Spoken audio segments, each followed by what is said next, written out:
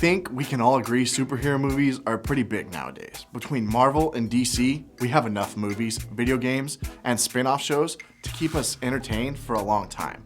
My personal favorite probably would be Black Panther.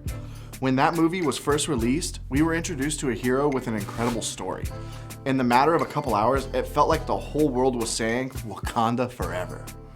Now, before I saw this movie, I didn't know a thing about Wakanda, and I don't think I was the only one. That's why it's so great that the whole movie starts by telling the story of not just the character of Black Panther, but also his home, Wakanda. I think that's because the writers knew that in order to understand who Black Panther is, we needed to understand where he came from. Did you know that the same thing is true for all of us? Just think about this. How many people in our schools, in our neighborhoods, on our teams, or even in your home right now, do we assume we just know everything about them? We might feel confident that we know the stories of some people just because we know some things about them, like their name, or what they're good at, or what they're into when it comes to clothes, music, or friends. We think that we know the full picture of who a person is because of what we can see, the way they act, the way that they live, who their friends are, and more. That tells us all we need to know about them, right? Well, not exactly. See, we can know a lot about a person, but not really know them. Just like in Black Panther, there's a really good chance that there's more to the stories of people around us than what we see or know. Because here's what I know is true. Everybody has a backstory. And each and every person we think we know, there's more to their story than we can see. And if we really want to know someone, we have to understand where they come from. We have to see more than just what's on the outside. We have to understand the people, experience, beliefs, and more make them who they truly are. Now, I think you probably know what I mean because you have a backstory. You know that in your own life, there's more to the story, and you want people around you to recognize that too. Maybe you got angry and yelled at a sibling this week, and you found yourself thinking she'd understand if she knew about the friend drama that's going on right now.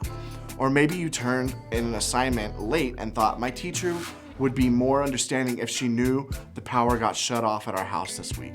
Maybe you stopped texting a friend back and thought they have no idea how depressed I am. If they did, they would know why I'm not responding. See what I mean? The stuff going on that you wish other people would consider. That's our backstory. It's what you're dealing with. It's where you're coming from right now. And if you're like me, you wish people would try to understand a little more of it from time to time. But I think the question for all of us is this: do we give the same kind of grace and consideration to others? I know I sometimes don't. The reality is we rarely consider backstories of other people.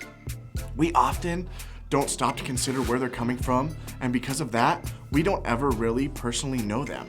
So how do you and I begin to see these backstories? How do we make an effort to understand where people are coming from? How do we make it personal? Thankfully, Jesus gives us a great example to follow. Over the past couple of weeks, we've been looking into a cool story from Jesus' life. A couple thousands of years ago, he was traveling in an ancient Israel and came across the town that a guy was well known for being a bad guy. And I mean, we all talked about superheroes earlier, but this guy was more like a supervillain in his community. His name was Zacchaeus, and he was the tax collector, which basically meant he cheated his neighbors out of their money just so he could keep his wealth and his status. Even though his reputation was rough, when he heard Jesus was in town, Zacchaeus went out and made an effort to see him. He wanted to catch a glimpse of Jesus so much that he climbed a tree just to see if he could spot him in the crowd of people. What was crazy is that out of the entire crowd, Jesus noticed Zacchaeus up in the tree. And not only that, Jesus walked right over and called him by name and told him to get out of the tree. Why? Well, for a reason no one expected: to hang out. Yes, that's right. Jesus wanted to hang out with Zacchaeus, to spend time with him, to get to know him. And not just anywhere.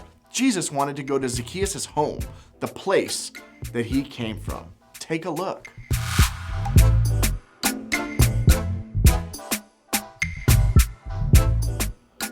I realize Jesus inviting himself over to Zacchaeus' house may seem a little strange to us, but it would have been absolutely wild in this culture 2,000 years ago. Zacchaeus was not a good dude, and everyone knew that. Jesus knew it too, but Jesus wasn't satisfied with only knowing about Zacchaeus. He wanted to take a step going right into where he lived. He wanted to really understand and get to know Zacchaeus. See, there's something about where we live that says a lot about who we are. Where we live is usually the place where we're most comfortable. It's the place where our guard comes down and we can be who we really are. Sure, he already knew everything about Zacchaeus, but he still decided to take a step into his world to get to know him. Jesus made it personal with Zacchaeus when he took a step to understand where Zacchaeus lived. Visiting Zacchaeus' home meant that Jesus would get to know him in a very personal way. Jesus would get a glimpse into the important life of Zacchaeus' backstory. Of course, Jesus already knew his backstory because, well, he's Jesus. But that visit showed Zacchaeus that he was accepted, story and all. See, where we live isn't just a physical address. It's a place that gives others a glimpse into our personal circumstances, situations, and day-to-day lives. Where we live is a part of our backstory. It's a part most people don't typically get to see. And what's cool is that what Jesus did for Zacchaeus was an example of something that Jesus does for you and me as well. While he may have walked into just one man's house that day, it gives us a small glimpse into the way God stepped into all of our lives when he chose to send his son Jesus to earth. The God who created the universe stepped into our world to understand where we come from, to show us how much he truly cares, to understand our story in a real and personal way. It's personal because Jesus understands your story. He knows our stories because he knows where we live and what it's like to walk in our shoes. He doesn't just see and understand a little bit about us. He knows us because he knows our whole story and he loves us no matter what. It's personal because Jesus understands your story. If the way we treat other people is going to be personal, then we have to choose to understand their stories, just like Jesus does for us. So where do we start? Well, before we get to know others, we might just need to become known ourselves. For some of us, our first step might be to acknowledge that Jesus wants to know you personally. In fact, he already knows you better than you know yourself, but you might need to invite him into your story. He wants to be a part of your life in a real personal way. You can talk with your small group leader or a friend you trust about what it means to follow Jesus and experience life the way that he says is best for you. Then it might be time to let someone else in on your story. Your step might be to share more of your story with someone else. Not just some random person or a stranger, but someone who really cares about you. Someone you trust who is already a big part of your life. A great place to start is with your small group leader or any of the small group leaders or me. What if you started to share a little bit more about where you came from? What if you told them a little bit about what your life is really like? What if you opened up to share more about your backstory? It could be the step that helps them know and care about you personally in a way that they could not do before. Maybe you're in a place where you want to make it personal with others the way Jesus did for you. You can do this by giving someone the gift of going second.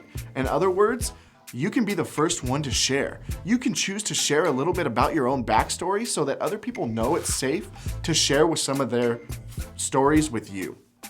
When you share a little about what you're living with right now, it can give someone the courage to do the same. And when someone does share their story with you, make sure you choose to listen and ask questions to learn more. When you show someone you care by listening and wanting to know more, you show them just how personal getting to know their story is for you. Just imagine if getting to know the stories of your classmates, teammates, neighbors was something you took personally. You started seeing people for who they really were instead of what you think they are. You'd become known as the person who really cares, a person that they can trust, a person who wants to know people in a real and personal way. You actually have an opportunity to do that in your small group. It's a place to ask questions, to listen, and to get to know their whole story. And when you share your story with them in return. So remember, it's personal because Jesus understands your story. And as you get ready to head out, I hope you'll consider coming to the landing this Thursday at 7 at Hope. And we're in the parking lot where we strive to make it personal. Until I see you again on Thursday, I want you to think about this. What's one thing most people don't really know about me?